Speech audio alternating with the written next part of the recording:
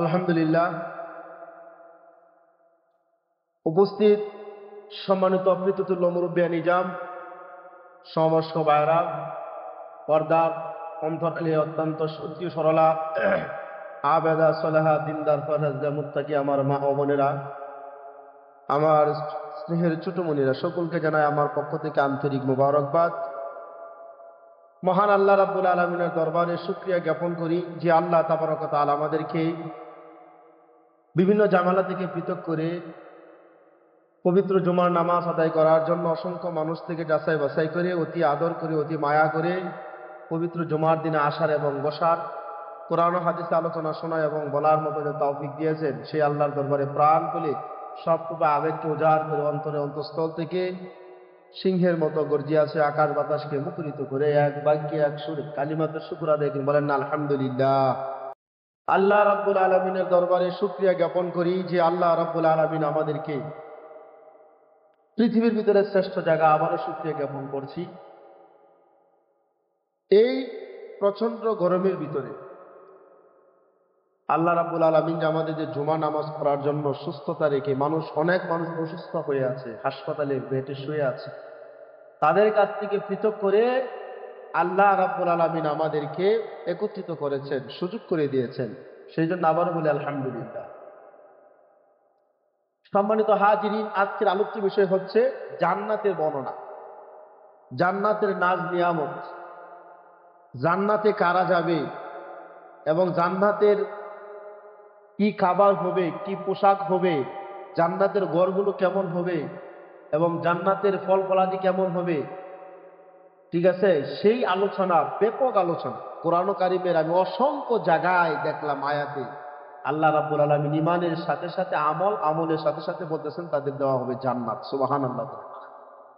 জান্নাত আরবি শব্দ, আবেদানিক দৃষ্টিকোণ থেকে আলোচনা যদি আসি, জান্নাত আরবি শব্দ, এর বাংলা অর্থ উদ্যান, বাগান, ফল ফুলে ভরপুর, সৌন্দর্য। আর আমরা যেটা বলি বেহেশত, এটা হলো ফার্সি শব্দ। বেহেশত কি শব্দ? ফার্সি শব্দ। তো জান্নাতের নাজ নিয়ামত পেতে হলে কি আল্লাহর হুকুম পালন করে না করে? আল্লাহর হুকুম পালন করে যেতে হবে জান্নাতে। যেই মানুষ আল্লাহর হুকুম পালন করবে না, সে জান্নাতে যাওয়ার কোনো আশা আকাঙ্ক্ষা নাই।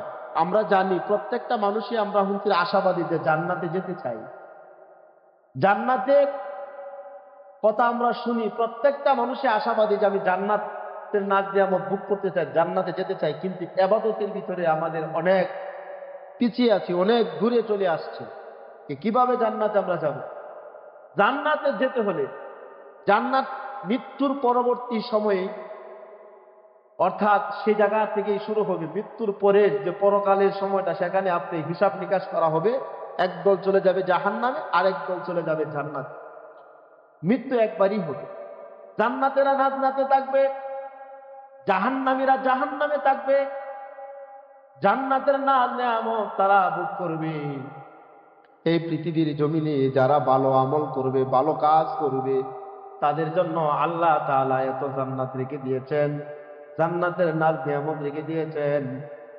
ওই জান্নাতের হাদিসে তিরমিজি শরীফে বর্ণনা আছে, এক একটা জান্নাতের স্তর, এক জান্নাত থেকে আরেক জান্নাতের দূরত্ব হবে দুনিয়া থেকে আসমান যতটুকু দূরত্ব, এতটুকু পরিমাণ দূরত্ব থাকবে এক একটা জান্নাতের স্তর। সুবহানাল্লাহ বলেন।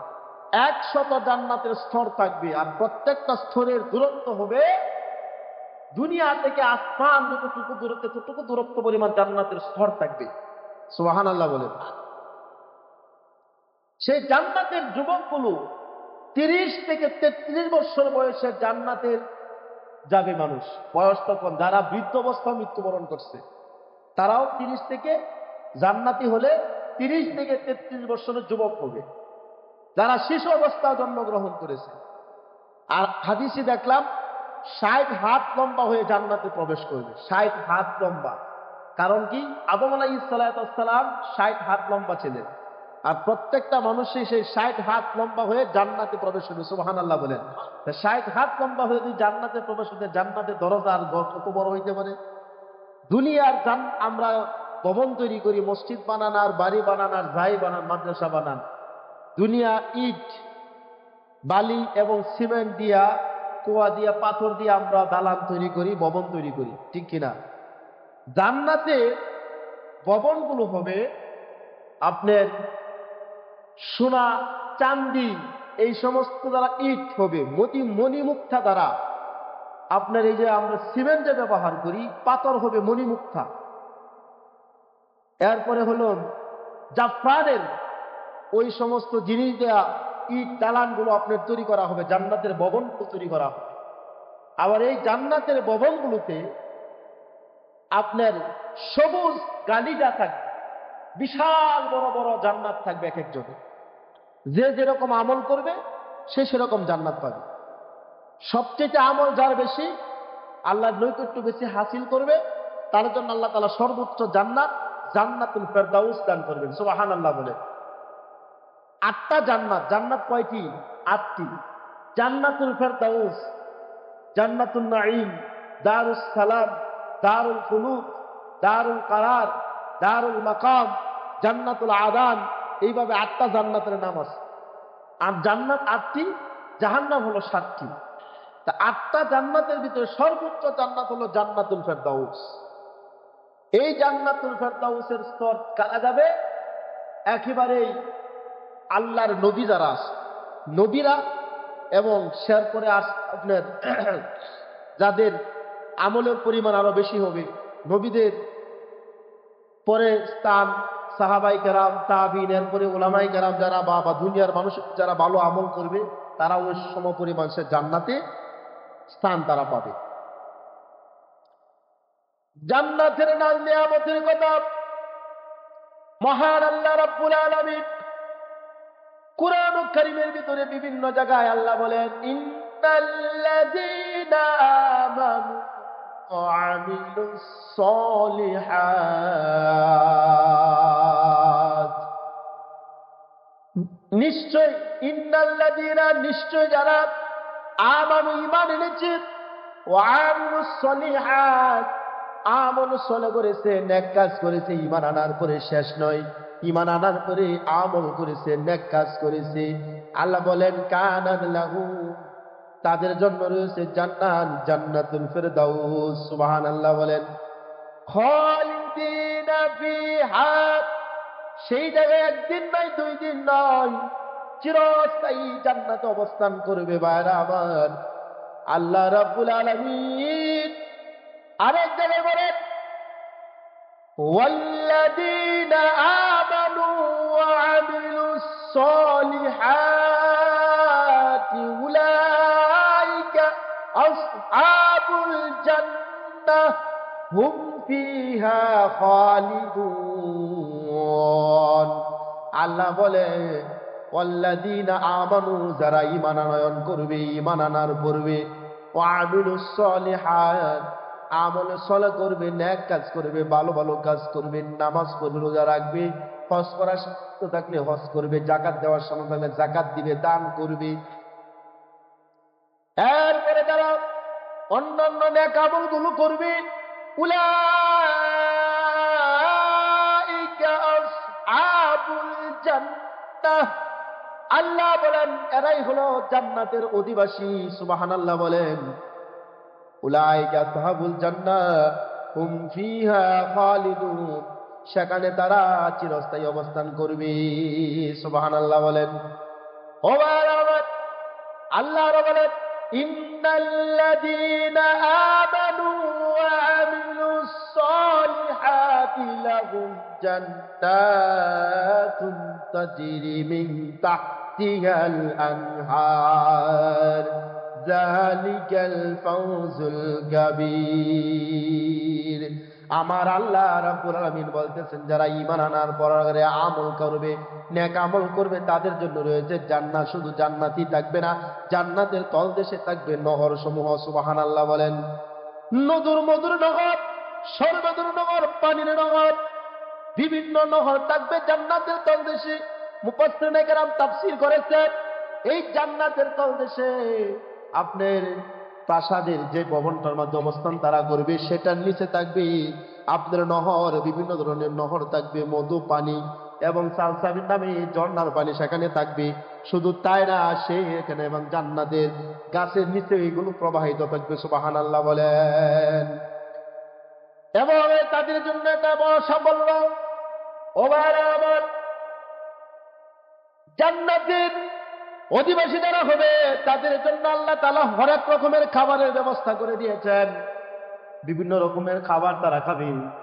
তারা বলবে, আল্লাহ ওয়াবাশশিরিল্লাযীনা আমানু ওয়া আমিলুস সলিহাতি, আল্লাহ বলেন সুসংবাদ দাও তাদেরকে যারা নাকি ঈমান আনয়ন করেছে এবং আমল করেছে, তাদের জন্য রয়েছে জান্নাত, এবং জান্নাতে তাদের থাকবে বিভিন্ন ধরনের ফল ফলাদি। সুবহানাল্লাহ বলেন। জান্নাতের মানুষের সামনে যখন ফলগুলো দেওয়া হবে, দুনিয়াতে আমরা যে ফলগুলো খাই, আঙ্গুর বলেন, আনার বলেন, বেদানা বলেন, কলা বলেন, আম বলেন, যত ধরনের ফল আছে, জান্নাতের এই ধরনের ফল থাকবে। কিন্তু জান্নাতের ফলের সুস্বাদু সুঘ্রাণ আর দুনিয়ার ফলের স্বাদ একরকম না। জান্নাতীরা বলবে, আল্লাহ এগুলো তো আমরা দুনিয়াতে খেয়েছি, ইতিপূর্বে আমরা খেয়েছি। আল্লাহ বলেন, এই জান্নাতের ফল আর দুনিয়ার ফল যদিও দেখতে একরকম, নাম একরকম, কিন্তু স্বাদ হলো ভিন্ন রকম। স্বাদ হবে কি? ভিন্ন রকম। জান্নাতের মানুষগুলো মনে মনে চিন্তা করবে, কোনো পারমিশন নেওয়া লাগবে না যে আমি এমন গাছের ফল খাবো। আমি মনে মনে ধারণা করবে আঙ্গুর খাবো, বেদনা খাবো, সাথে সাথে আঙ্গুর বেদনা কাছে চলে আসবে এবং বলবে আমি পাখির গুস্ত বোনা খাবো। আল্লাহর হুকুম, একটা পাখি চলে আসবে, পাখিটা বলতে থাকবে কত নাজ নেয়ামত জান্নাতের আছে, আমি দেখছি, ঘুরে ঘুরে গিয়েছি। ওই পাখিটা আপনি আপনি বোনা হয়ে তার সামনে চলে আসবে। এই মানুষটা তৃপ্তি সহকারে জান্নাতি মানুষগুলো খাবে। খাওয়ার পরে আল্লাহর হুকুমে পাখিটা আবার আপনার তাজা হয়ে চলে উড়ে যাবে। সুবহানাল্লাহ বলে। জান্নাতের যুবক 30 থেকে 40 বছরের যুবক হবে। দুনিয়ার মানুষগুলোতে আপনার দাড়ি হয়, গোঁফ হয়, শরীরে লোম হয়। পায়রা আমার, জান্নাতের মানুষগুলো কোনো দাড়ি থাকবে না, কোনো গোঁফ থাকবে না, শুধু চোখগুলো ডাগর ডাগর চোখ থাকবে আর মাথার চুলগুলো থাকবে কুচকুচে কালো। জান্নাতের মানুষগুলো দুনিয়াতে আপনার খাবার খাইলে প্রস্রাব পায়খানার ব্যাগ হয়, হয় কি হয় না? দুনিয়াতে খাবার খাইলে এত ধরনের খাবার খান, প্রস্রাব হয়, পায়খানা হয়। জান্নাত এমন একটা জায়গা, সাহাবায়ে কেরাম বললেন, ইয়া রাসূলুল্লাহ, ইয়া হাবিবাল্লাহ, এত সুন্দর সুন্দর খাবার, এত রকমারি খাবার মানুষগুলো খাবে, খাওয়ার পরে তাদের তো প্রস্রাব পায়খানা হবে না, কিভাবে হজম হবে? আল্লাহর নবী বললেন, তারা একটা ডেগুক মারবে, ডেকুর সাথে সাথে সব হজম হয়ে যাবে। সুবহানাল্লাহ বলেন। শুধু তাই না, দুনিয়ার মানুষের ডেক দিলে একটা দুর্গন্ধ আসে, জান্নাতের ডেক দেওয়ার মাধ্যমে সুঘ্রাণ, মেশকান বাড়ার সুঘ্রাণ, পুষ্টির মতো সুঘ্রাণ ভরপুর হবে। সুবহানাল্লাহ বলেন। জান্নাতের পোশাক কেমন হবে? আমার জান্নাতের পোশাক হবে রেশমের পোশাক হবে, দপদপে সাদা পোশাকগুলো হবে। এমন ভাবে শরীরের পোশাকগুলো পেঁচিয়ে দেওয়া হবে, শরীরের হাড্ডির ভিতরে যে আপনার ক্যালসিয়ামটা আছে, মজা আছে, এটা পর্যন্ত দেখা যাবে। সুবহানাল্লাহ বলেন। এটা পর্যন্ত দেখা যাবে। এরপরে শুধু তাই না, জান্নাতের মানুষের খাবারের তালিকাটা কি হবে? জান্নাতের মানুষের খাবারের তালিকাটা হবে, প্রথম তাদেরকে মাছের কলিজা দেওয়া হবে। সুবহানাল্লাহ। আমরা তো দুনিয়াতে মাছের কলিজা অনেকে খাই না, তাই না? জান্নাতের মাছের কলিজা এত সুস্বাদু হবে, জান্নাতের মাছের কলিজা দেওয়ার পরে এরপরে তাদেরকে গরুর বস্তু বোনা দেওয়া হবে। সুবহানাল্লাহ। দুনিয়াতে গরুর বস্তু বোনা আমরা অনেক সময় বিভিন্ন সময় শখ করে কালা বোনা খাই, হোটেলে গিয়া, রেস্টুরেন্ট থেকে, হ্যাঁ, লাল বোনা খাই, খায়া খুব মজা পাই, তৃপ্তি। আজকেও আমি সকালে বোনা খাই আসি, রেস্টুরেন্ট থেকে কালা বোনা খাই আসি, খুব মজা লাগে, তাই না? তো দুনিয়ার লাল বোনার কালা বোনা খাইলে যে কি মজা লাগে, আর জান্নাতের তো বোনা খাইলে তো এটা তো আপনার আশ্চর্য বোধ করবেন। বান্দা চোখে দেখে নাই, অন্তরে কল্পনা করে নাই, এত সুস্বাদু বোনা, গরুর গোশতের বোনা খাওয়া হবে। এত রকমের ফল ফলাদি খাওয়া হবে ভাইয়ারা আমার। আমার আল্লাহ তাআলা ওই বান্দাদের জন্য জান্নাতের নাজ নিয়ামত তৈরি করে রেখেছে। এমনকি নামাজ পড়ে না পড়ে, নামাজ পড়ে না পড়ে, কিন্তু ফজরের সময় তো মুয়াজ্জিন একলা নামাজ পড়ে এই মসজিদে, মুয়াজ্জিন সাথে 2 জন বা 3 জন। তাহলে কি জান্নাতের আশা যাওয়া মানে যাইতে পারবো? ওই নবুয়াবাসী যারা আছেন আশেপাশে মহল্লা ভাইয়ার আমার, মসজিদে মুয়াজ্জিন ফজরের নামাজ একা পড়ে অথবা 2 থেকে 3 জনের নামাজ পড়ে, মুসল্লি তো কম না। এই গ্রামে প্রত্যেকটা ঘরে ঘরে 2-3 জনের উপর মনে করেন যে পুরুষ মানুষ আছে, নামাজ ফরজ হয়েছে। মসজিদ কি করছে আপনার? শুধু জুমা পড়বার লাগি তারা মসজিদ করে দিয়েছে 5 ওয়াক্ত নামাজ মসজিদে আইসা পড়বে। মসজিদের হক হলো মুসল্লি দ্বারা মসজিদ ভরপুর থাকবে। মুসল্লি যদি মসজিদে না থাকে, আমরা এত সৌন্দর্য মসজিদ করার পরে কি ফায়দা পাবো? ইয়া তো দেখেন একটার পর একটা কাজ চলতি আছে। এই সারে যখন যেটা দেখতেছে কোনটার প্রয়োজন, এই গড়ির সুন্দর সুন্দর গড়ি, এই আপনি সিসি ক্যামেরা, এই আপনি সিসিটিভি ফুটেজ দেওয়া হচ্ছে, এক এক রকম এক এক ধরনের জিনিস চলে আসছে। এত সুন্দর নাজ নিয়ামত আমরা কাছে পাওয়ার পরেও আমরা মসজিদে মুসল্লি শূন্য, মসজিদ পাখা মুসল্লি কাঁচা। কিয়ামতের আলামত চলছে। মসজিদ পাকা থাকবে, মুসল্লি কাঁচা থাকবে। যদিও মুসল্লি ঢাকা শহরে থাকবে, ইমান শূন্য থাকবে, কুসুকুচু কম থাকবে। ঢাকা শহরে কিন্তু মুসল্লিদের জায়গা হয় না। ঢাকা শহরে জুমার নামাজে দেখবেন একেবারে নাই, কিন্তু অক্তিয়া নামাজে তো পাওয়া যায়। ঢাকা শহরে 5 ওয়াক্ত নামাজ যখন আপনি যাইবেন এত পাইবেন না। জুমার নামাজে গিয়া দেখবেন আপনার মসজিদ ভরে, 4 তলা পর্যন্ত মসজিদ থাকলে সব মসজিদ ভরে, বারান্দা ভরে, রাস্তা পর্যন্ত দাঁড়িয়ে যায়। কিন্তু মসজিদ তো আপনার করা হয়েছে 5 ওয়াক্ত নামাজ পড়ার জন্য। আমরাও অনেক সময় দিক সেদিক আমাদের হয়ে যায়। ভাইরা আমার, এই জন্যই আমি বলতে চাই, যে ভাইরা নামাজ পড়ার জন্য আসে না, জান্নাত মনে মনে ধারণা করবে তারা জান্নাত পাবে না। কারণ আল্লাহ আমলের সাথে, ইমানের সাথে নেক আমলের কথা বলে দিয়েছেন। ও ভাইরা আমার, যে কথা বলতেছিলাম, জান্নাতি মানুষগুলো চেহারা এত সুন্দর হবে, পৃথিবীর জমিনে যদি একবার উঠিয়ে দেয় তামাম পৃথিবীর মানুষ পাগল হয়ে যাবে। সুবহানাল্লাহ বলেন। এত সুন্দর হবে, দুনিয়ার সৌন্দর্যের প্রতি মানুষ এত লোভ, কিন্তু জান্নাতের হুরদের ব্যাপারে হাদিস শরীফে আছে, প্রত্যেকটা পুরুষের জন্য 2 জন করে স্ত্রী থাকবে। সুবহানাল্লাহ বলেন। এখন আসেন, যদি আপনি জান্নাতি হন আর যদি আপনার স্ত্রীও জান্নাতি হয়, তাহলে আপনার স্ত্রীকে জান্নাতে আপনি পাবেন। সুবহানাল্লাহ কোন। এবং সাথে অন্যান্য হুরেরা থাকবে কাদেমদার হিসাবে। যদি আপনার স্ত্রী জান্নাতি না হয়, তাহলে আল্লাহ জান্নাতে আপনাকে রমণী দিবেন যদি আপনি জান্নাতি হন। আর যদি জান্নাতের আপনি অর্থাৎ বাবা, দাদা, নানা, নানি, এত মানে ভাই বোন সবাই যদি জান্নাতে চলে যায়, সবাইকে আপনার জান্নাতের পাশাপাশি থাকবেন। সুবহানাল্লাহ বলেন।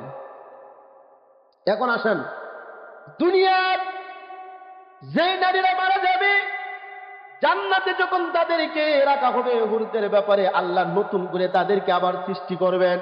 হাদিস শরীফে আছে, তাদেরকে জিন আর ইনসান কোন জাতি তাদেরকে স্পর্শ করবে না। দুনিয়াতে তো বিয়া শাদী হয়েছে, বাচ্চা টাচ্চা হয়েছে, নাতি হয়ে গেছে, পুতি হয়ে গেছে, দেখছে। ওই নারীরা যদি মারা যায়, যদি জান্নাতি হয়, আল্লাহ তাদেরকে নতুন করে আবার সৃষ্টি করবেন। জিনও স্পর্শ করে নাই তাদেরকে, ইনসান কোন মানুষও তাদেরকে স্পর্শ করবে না। সুবহানাল্লাহ বলেন। এই জান্নাতের হুরেরা বলা হয়েছে, তাদের একটা আপনার ওড়না যদি আপনার তামাম পৃথিবীটা বিক্রি করে দেওয়া হয়, সেই ওড়নার সমপরিমাণ মূল্য হবে না। সুবহানাল্লাহ বলেন। সেই সমপরিমাণ মূল্য হবে না। আল্লাহ বুঝতে পারেন, আমরা খালি কথা বলি, কল্পনা করি, কিন্তু আসলে কি পরিমাণ যে হবে সেটা আমরা ধারণাই করতে পারি না। জান্নাতে পোশাক পরিচ্ছদ হবে, এত সুস্বাদু খাবার হবে, যে খাবারের মধ্যে আপনার আঙ্গুর, আনার, বেদানা সব কিছু আপনি খাবেন। আপনি বলবেন, আল্লাহ এগুলো তো দুনিয়াতে আমরা খাইছি। আল্লাহ বলেন, ওই আনার আর জান্নাতের আনার একরকম না, দুনিয়ার আঙ্গুর আর জান্নাতের আঙ্গুর একরকম না। অর্থাৎ নাম থাকবে এরকম কালার থাকবে, কিন্তু স্বাদ হবে ভিন্ন রকম।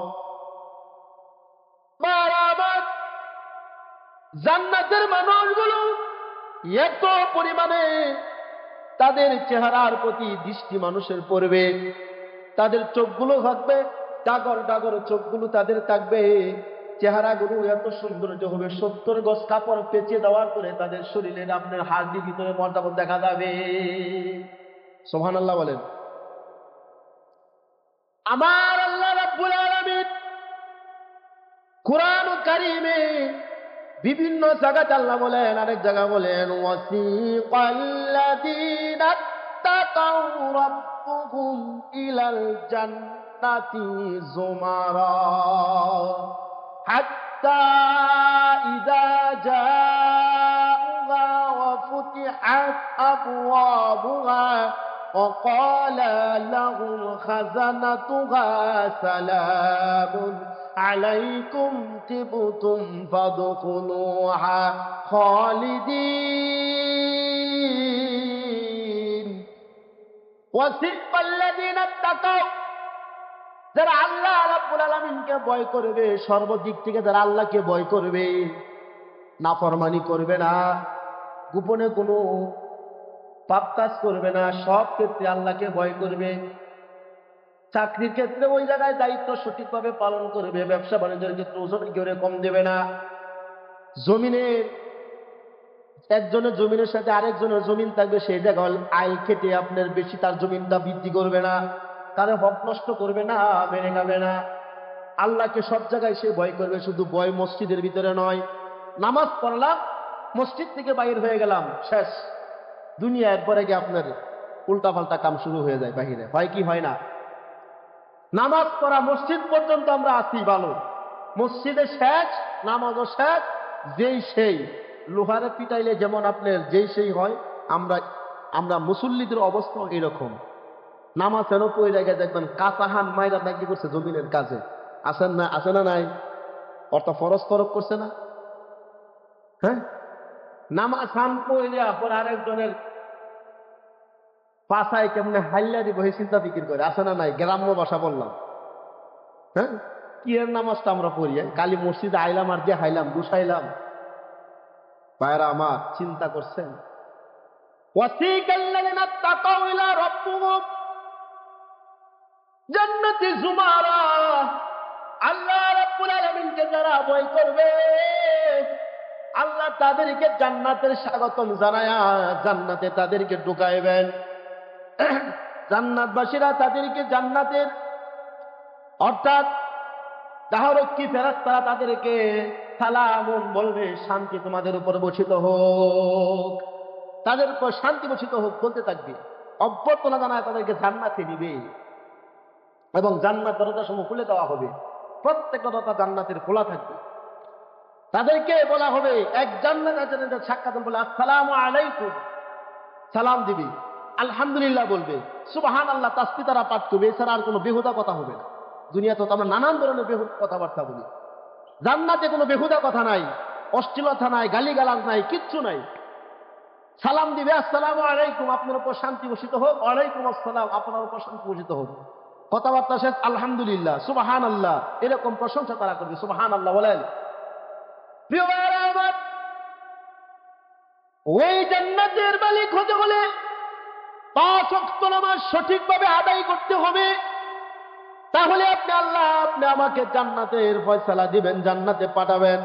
যদি 5 ওয়াক্ত নামাজ সঠিকভাবে আমরা আদায় না করি, জান্নাতে যাওয়ার কোনো সুযোগ না। এত সুন্দর আল্লাহ জান্নাত তৈরি করে রাখছে, যা চোখে দেখে নাই, কানে শুনে নাই, অন্তরে কল্পনাও করে নাই, এমন জান্নাত আল্লাহ রাখছে। ওই জান্নাতে এখন যদি কোনো মানুষ বলে, হুজুর বৃদ্ধা মানুষ কি জান্নাতে যাবে কিনা, বুড়া মানুষ কি জান্নাতে যাবে কিনা? ও ভাই, জান্নাতে যারা যাবে কেউ বুড়া থাকবে না, সব যুবক হয়ে যাবে, 30 থেকে 33 বছরের যুবক হয়ে যাবে। সুবহানাল্লাহ কইলেন না? 30 থেকে 33 বছরের যুবক হবে। তাম পৃথিবীটা আপনি আমি যতটুকু চোখে না দেখতে পাই বড় বড় হয়েছে। সূর্যটা পৃথিবী থেকে আপনার 13 লক্ষ আপনার গুণ বড়, পৃথিবী থেকে সূর্যটা। আবার সেখান থেকে আপনার এক একটা গ্যালাক্সি, এরপরে আপনার নক্ষত্র তার চাইতেও আপনার বড় বড়। আর জান্নাতের মানুষগুলো যখন আপনার দুনিয়াতে যেমন সূর্য যখন আপনার আলো দিলে তারকার আলো যখন নিভে যায় না, সূর্যের তাপটা বেশি না, ঠিক জান্নাতের মানুষগুলোর অবস্থা এমন হবে আর এমন সুন্দর চমৎকার হবে, এত আলোক উজ্জ্বল হবে, সমস্ত কিছু আলোকে পিছে ফেলায় দিবে। সুবহানাল্লাহ বলেন, এত উজ্জ্বল হবে। জান্নাতীরা যখন জান্নাতে যাওয়া হবে, আল্লাহ রাব্বুল আলামিন বলবেন, জান্নাতীরা তোমাদের কি আর কি প্রয়োজন তোমরা বলো।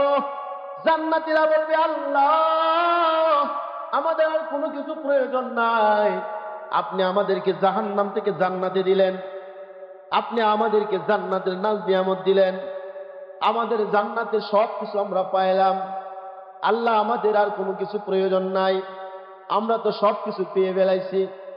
আল্লাহ বলবেন, না আরো আছে, এত কিছু নাজ নিয়ামত পাওয়ার পরে ভাইয়ারা আমার, এত বড় বড় প্রাসাদ পাওয়ার পরে, এত দামি দামি আপনার হুরেরা হুরদেরকে পাওয়ার পরেও জান্নাতের বাসীর আর মন ভরবে না। এরপরে আল্লাহ এবং বান্দার মাঝে যে পর্দাহান থাকবে, পর্দাটা সরায় দেওয়া হবে, জান্নাতীরা আল্লাহর স্বচক্ষে দেখবে। সুবহানাল্লাহ বলেন, এর চাইতে আনন্দদায়ক আর জান্নাতীদের জন্য কিছু হইতে পারে না। সরাসরি আল্লাহরে দেখবে।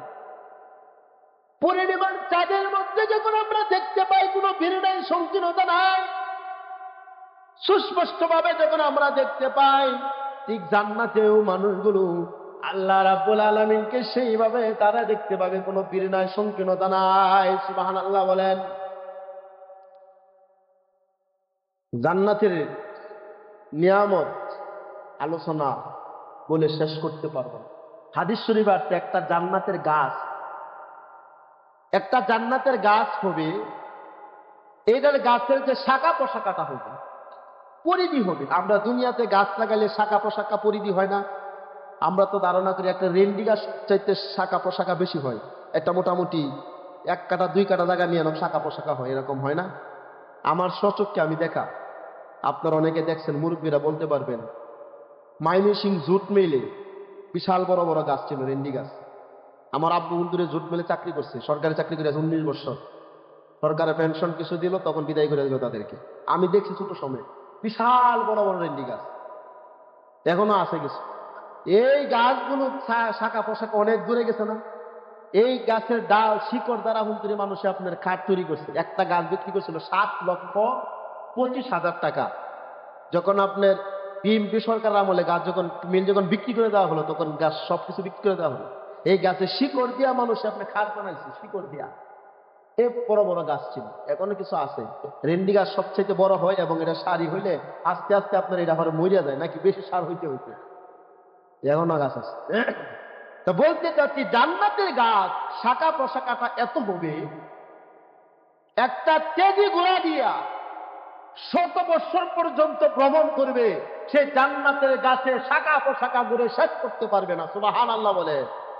তা গাছের শাখা প্রশাখা যদি একটা গাছের এমন পরিমাণ হয়, তাহলে জান্নাত কত বড় হবে আপনার আমার কল্পনার বাইরে, আপনার আমার কল্পনার বাহিরে। তেজি ঘোড়াতে 100 বছর পর্যন্ত যাবেন, গাছের শাখা প্রশাখার পরিধি শেষ করা যাবে না, এই পরিমাণ গাছের জান্নাতের হবে। জান্নাতের একটা চাবুক রাখার জায়গা তাম পৃথিবীটা বিক্রি করে দিলেও সেই আপনার সেখানে আপনার এটা গাছের চাবুক পরিমাণ একটা চাবুকটার যে মূল্য আছে সেটা হবে না। সুবহানাল্লাহ বলে। বলা হয়েছে, জান্নাতের হুররা যদি দুনিয়াতে একটু থুতু নিক্ষেপ করতো, তাম পৃথিবীটা সুগ্রানে ভরপুর হয়ে যায়, মেশকে আম্বারা সুগ্রানে ভরপুর হয়ে যাবে। সুবহানাল্লাহ বলেন। জান্নাতের রুমনুরা যদি একবার উকি দিত দুনিয়ার জমিনে, তাম পৃথিবী মানুষ তার জন্য পাগল হয়ে যেত। সুবহানাল্লাহ বলেন। আমরা পৃথিবীর জমিনে কোন সুন্দর মানুষ থাকলে অনেক মানুষ পাগল হয়ে যায় দেখে, জান্নাতের সুন্দরীরা দেখলে কি অবস্থা হইতে পারে চিন্তা করছেন? ভাইয়ারা আমার, সেই জান্নাতের সময় সংক্ষিপ্ত। সেই জান্নাতে যেতে হলে নামাজ পড়তে হবে 5 ওয়াক্ত। সত্য কথা বলতে হবে, অন্যের হক নষ্ট করা যাবে না, হক কলিবাদ, বান্দার হক নষ্ট করা যাবে না। এবং কি গীবত শেখাওয়াত এগুলা তো দূরে থাকতেই হবে। মা বাবার খেদমত করতে হবে, প্রতিবেশীর হক আদায় করতে হবে। এরপরে মদ খাওয়া যাবে না, সুদ খাওয়া যাবে না, ঘুষ খাওয়া যাবে না, জিনা করা যাবে না। সব কাজ থেকে আপনার ফিরে থাকতে হবে। আপনার নামাজ যদি সঠিকভাবে পড়েন, আল্লাহ আপনাকে সব কাজ থেকে দূরে রাখবে। সুবহানাল্লাহ। আল্লাহ বলেন, ইন্নাস সালাতা তানহা আনিল ফাহশাই ওয়াল মুনকার, নিশ্চয় নামাজ মানুষকে অশ্লীল যাবতীয় খারাপ কাজ থেকে বিরত রাখে। সুবহানাল্লাহ বলেন। নামাজ অপরে সুদকা, নামাজ অপরে ঘুষকা, নামাজ অপরে মদ খায়, নামাজ অপরে জোয়া খেলা, নামাজ অপরে জিনাও করে, নামাজ অপরে অন্যের হক নষ্ট করে। আছে না নাই? হ্যাঁ, কেমন নামাজ? হ্যাঁ, আপনাদের কাছে বিচার। তাহলে বোঝা গেল তার নামাজের ভিতরে ভেজাল আছে, নামাজ হচ্ছে না, নামাজ আল্লাহর কাছে কবুল হচ্ছে না, আসমানে ঝুলন্ত অবস্থা আছে, আল্লাহর কাছে যায় নাই। যে মানুষটা দেখবেন নামাজ পড়ে আকাম কুকাম করে, ওই মানুষটা বোঝা গেল দেখেন না নামাজ পড়ে, লোক দেখান ইবাদত করে, ঠিক কিনা? যদিও আপনার লেবাস আছে, দাঁড়িয়ে আছে, সবকিছু আছে, কিন্তু বোঝা যায় লোকটা লোক দেখেন না নামাজ।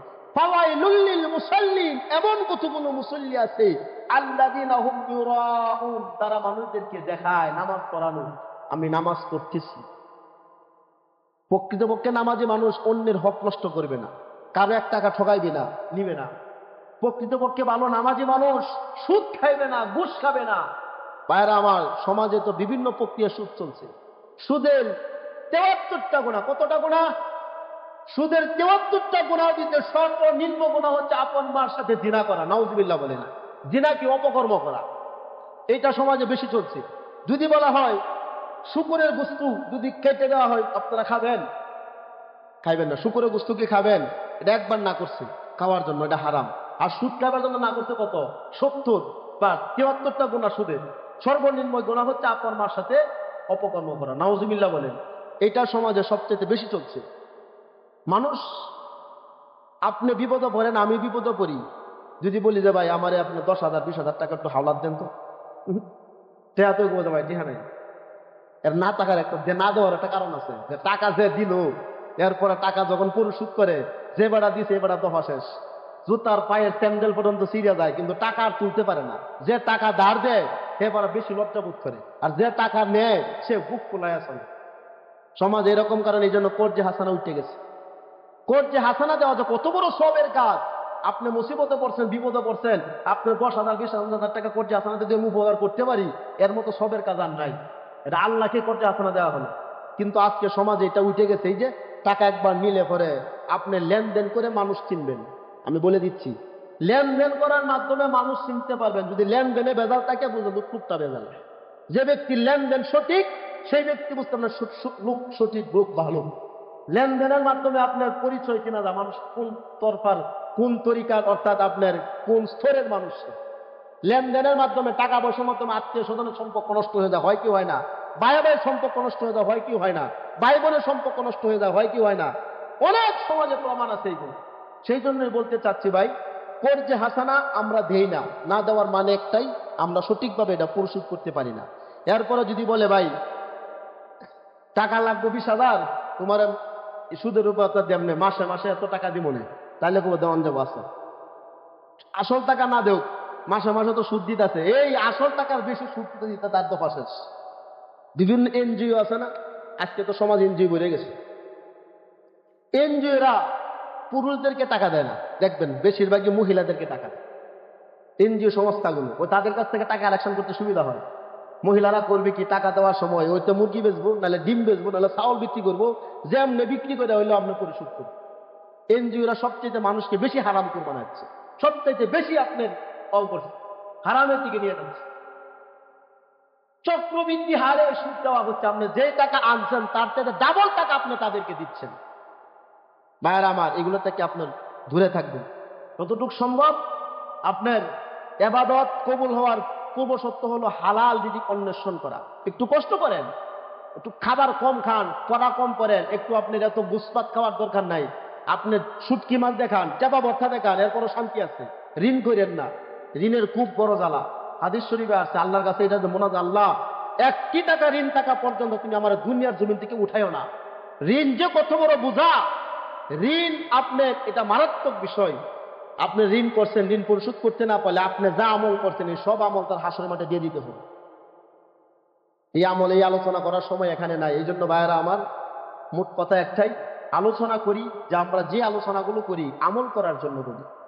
আমল আপনি করলে আপনার লাভ, আমার লাভ না। আপনি মারা গেলে আপনার কবরে আপনি যাবেন, আমি যাব না। আপনার ছেলেও যাবেন, আমি তো হুজুর দূরে। আপনার আপন সন্তান যাবে না, আপনার স্ত্রী যাবে না, আপনার বোন যাবে না, আপনার ভাই যাবে না কবরে, যাবে কি একা একা। কিন্তু এত কষ্ট করে, এত আহামারি করে আপনার এই যে আপনার কষ্ট করে সম্পদ তৈরি করতেছি, হারাম টাকা দিয়ে সম্পদ বানাইতেছি, এই পাপের প্রায়শ্চিত্ত কি সন্তান নিবে? আমি আপনি একটা ভালো করে খেয়াল করবেন। আপনার পরিবারে আপনি হইলেন কর্তা, আপনি ইনকাম করে খাওয়ান। পরিবারের সদস্য ধরেন 4 জন আছে, আপনার বিবি আছে, ছেলে মেয়ে আছে। আপনি যদি হালাল টাকা ইনকাম করেন তাহলে সবার জন্য ভালো। যদি আপনি হারাম টাকা ইনকাম করে আনেন, পরিবারের সবার জন্য হালাল কিন্তু আপনার জন্য হারাম। এটার জন্য বাকিরা কেউ পাপের প্রায়শ্চিত্ত নিবে না, পাপের অংশ কেউ নিবে না, আপনি একা বহন করতে হবে। তাহলে এটা মনে করেন যে আমার পাপের অংশ যদি ছেলেও না নেয়, মেয়েও না নেয়, কেউ যদি না নেয়, আমারটা আমারই নিতে হয়। তাহলে আমি হারাম টাকা অর্জন করে আমার ফায়দা রাখি। হারাম টাকা অর্জন করে আমার লাভটা কি? আমার কবরে আমার যেতে হবে, আমার ছেলে অংশ নিবে না, আমার মেয়ে অংশ নিবে না, আমার বোনও এটার পাপের অংশ নিবে না, আমার স্ত্রীও নিবে না। সেই জন্য নিজে কষ্ট করবেন, নিজে কম খাবেন। হারাম টাকা দিয়ে এত কিছু করার প্রয়োজন নাই। সবার সুখ আপনি করে গেলে, আপনি তো মারা গেলেন, ছেলে মেয়েরা শান শৌকতে থাকছে, আপনি তো হারাম টাকা দিয়ে বাড়ি গাড়ি করে দিয়ে গেছেন। ভাইয়েরা আমার, সাবধান। ইবাদত কবুল হওয়ার পূর্ণ শর্ত হলো আপনি হালাল দিকে অন্বেষণ করা, তা না হলে ইবাদত কবুল হবে না। আল্লাহ আমাদের সকলকেই 5 ওয়াক্ত নামাজ সঠিকভাবে আদায় করা, তুমি বলেন আমিন। ওয়া আখিরি দাওয়ানা আলহামদুলিল্লাহি রাব্বিল আলামিন। আসসালামু আলাইকুম ওয়া রাহমাতুল্লাহ। যারা সুন্নাত পড়েন নাই 4 রাকাত সুন্নাত নামাজের নিয়ত করেন।